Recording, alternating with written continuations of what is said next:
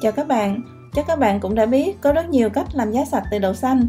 Nhưng mà hôm nay mình xin chia sẻ với các bạn một cách làm cực kỳ đơn giản, hiệu quả mà lại tiết kiệm rất nhiều thời gian công sức cho chúng ta, chỉ với những vật dụng rất là đơn giản có sẵn tại nhà như là một cái thau, một cái rổ và một cái khăn lông. Với cách làm của mình thì chúng ta chỉ cần bỏ công chăm sóc khoảng 1 ngày rưỡi là có thể thu hoạch được mẻ giá rất là trắng, mập và có chiều dài từ 3 đến 4 cm. Đây là chiều dài tiêu chuẩn khi giá đạt được hàm lượng dinh dưỡng cao nhất đó các bạn. Thông qua cách làm này thì mình cũng muốn chia sẻ với các bạn cách để chúng ta khắc phục những sai lầm, tránh tình trạng là giá của mình khi ăn vào nó sẽ có vị đắng chứ không được ngọt và bùi.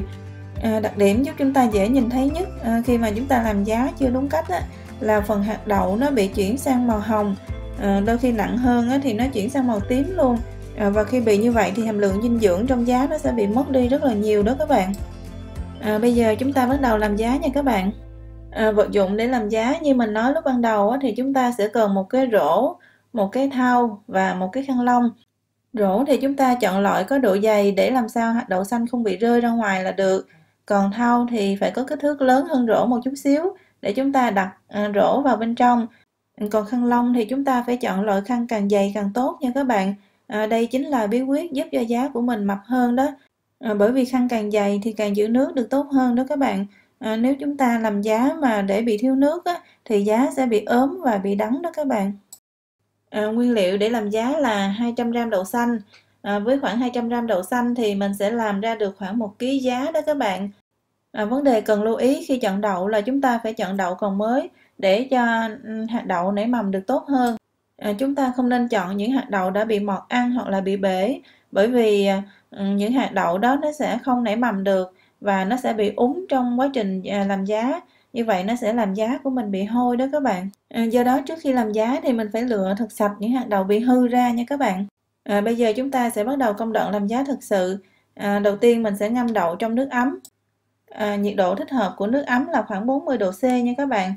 Các bạn có thể ngâm đậu trong nước lạnh cũng được, nhưng nếu chúng ta ngâm trong nước ấm thì nó sẽ giúp cho hạt đậu nảy mầm nhanh hơn. Thời gian mình ngâm đậu là khoảng 24 giờ đồng hồ nha các bạn. Tại sao mình phải ngâm đậu lâu như vậy?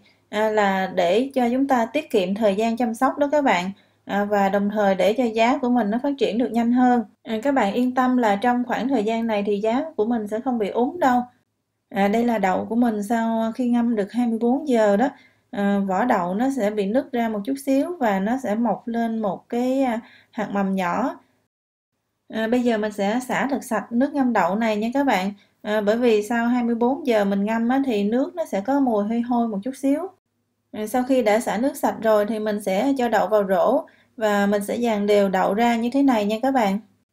Bây giờ mình sẽ cho rổ đậu vào trong thau. Nhưng mà chúng ta sẽ dùng một cái chén nhỏ để chúng ta ngăn cái đáy rổ và đáy thau như thế này. Mục đích là để cho đậu ở dưới đáy rổ không có bị tiếp xúc với nước. Bởi vì trong quá trình trồng giá mà chúng ta để cho đậu tiếp xúc với nước lâu liên tục như vậy thì sẽ làm cho giá bị úng đó các bạn. Rồi sau đó thì mình sẽ đặt chiếc khăn lên trên bề mặt của đậu như thế này. Và bây giờ chúng ta bắt đầu xả nước để cho chiếc khăn thấm thật là nhiều nước vào bên trong. Lượng nước ở bên trong chiếc khăn này nó sẽ giúp cho đậu luôn luôn giữ được độ ẩm cần thiết trong quá trình nảy mầm đó các bạn. Bởi vậy nếu như các bạn chọn chiếc khăn quá mỏng thì lượng nước trong khăn sẽ không đủ để giữ ẩm cho đậu. Đồng thời giá của mình nó sẽ bị ốm và chậm phát triển. Sau khi đã cho nước thấm thật nhiều vào khăn rồi thì mình sẽ đổ hết phần nước ở dưới đáy thau ra. Bước tiếp theo mình sẽ cho đậu vào nơi thật là khô ráo sạch sẽ và đặc biệt là không được có ánh sáng nha các bạn. Chúng ta có thể để đậu vào trong tủ bếp với điều kiện là cửa tủ bếp của mình phải được đóng kín và không được mở ra trừ khi chúng ta mang đậu đi tưới nước. Hoặc mình có thể để ở đâu đó bên ngoài, sau đó mình dùng một chiếc khăn hoặc là chiếc áo thật là dày nha các bạn, trùm kín thau đậu lại để đảm bảo là ánh sáng không được chiếu vào bên trong đậu. Như vậy là có thể đảm bảo cho giá phát triển mà không sợ bị đắng. Bây giờ thì công việc tiếp theo là chúng ta phải tưới nước cho đậu đều đặn mỗi ngày nha các bạn. Chúng ta phải tưới nước ít nhất là 4 lần mỗi ngày. Thì sau 1 ngày rưỡi là chúng ta có thể thu hoạch được giá rồi.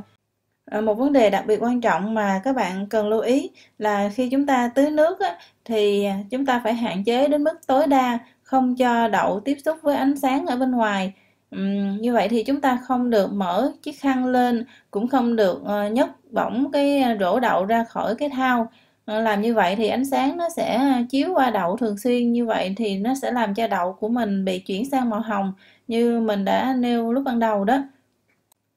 Khi tưới nước thì mình cũng phải làm sao để cho nước nó ngập đều hết toàn bộ vị trí của khăn, để tránh trường hợp là chỗ này thì ẩm ướt hơn chỗ kia, như vậy thì cái giá của mình nó phát triển không có đồng đều đó các bạn.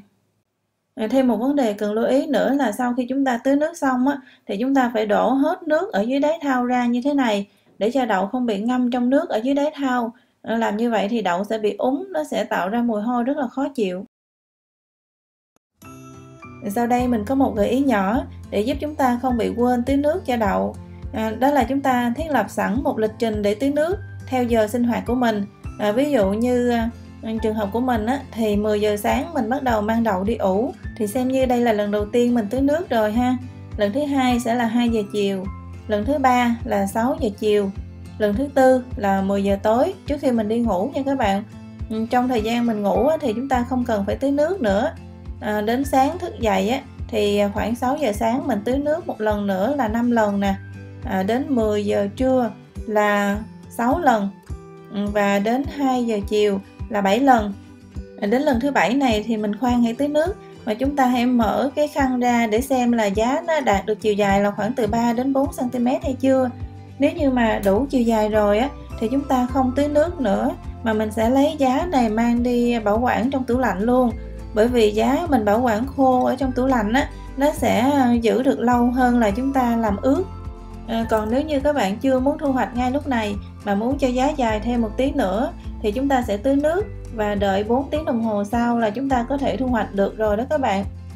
Như vậy là sau tổng cộng khoảng 7 lần tưới nước và trong vòng 1,5 ngày thì chúng ta có thể thu hoạch được mẻ giá như thế này.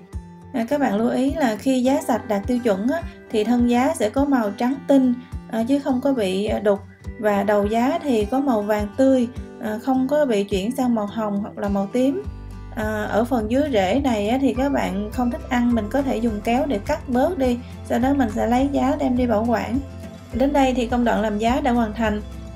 Sau đây mình xin tóm tắt lại những nguyên tắc thực hiện để cho giá của mình đạt được tiêu chuẩn tốt nhất nha các bạn. Với mục tiêu làm giá thật là mập thì chúng ta cần phải đảm bảo nguyên tắc là tưới đủ nước và giữ đủ độ ẩm trong quá trình mà chúng ta ủ. Để được như vậy thì chúng ta phải đảm bảo nguyên tắc thứ nhất là phải chọn khăn lông thật dày để giữ đủ độ ẩm trong quá trình ủ giá. Nguyên tắc thứ hai là chúng ta phải tưới nước đều đặn, ít nhất là 4 lần một ngày, và mỗi lần tưới là cách nhau khoảng 4 tiếng. Nguyên tắc thứ ba là không được để đậu bị chiếu sáng, bởi vì khi bị chiếu sáng thì giá của mình sẽ bị đắng. Cuối cùng là chúng ta không được để đậu hoặc là rễ giá chạm vào nước ở dưới đáy thau để tránh tình trạng giá của mình bị úng, bị hôi. Video của mình đến đây là kết thúc rồi. Nếu như có gì chưa rõ thì các bạn có thể để lại comment ở bên dưới, mình sẽ hỗ trợ giải đáp thêm cho các bạn ha. Bây giờ thì mến chào tạm biệt và hẹn gặp lại các bạn.